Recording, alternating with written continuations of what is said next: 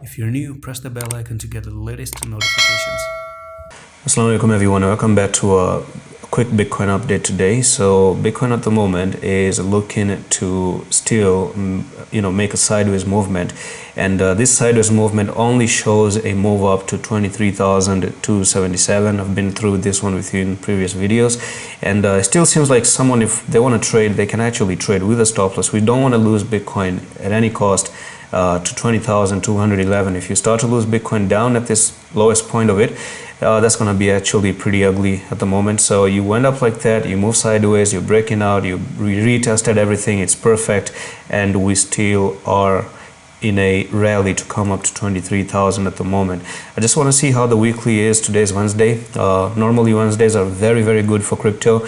So you can see if Bitcoin actually comes up here to 23,000 on a weekly time frame. I want to know if on the monthly we're going to be breaking the flag. It's going to be a good progress nonetheless. If you do try to come up to that particular area, you're getting into the department of the flag and trying to break the flag as well. So you have 13 more days, and in 13 days everything is going to be clear in the market what direction the market is going to take. We might just get to know in January alone if the bottom is in or not, because in January, if you define a very huge big green candle like this by the end of January, you know in the next 2-3 days you make it all the way up to 23,000, and then you continue all the way up to $26,000.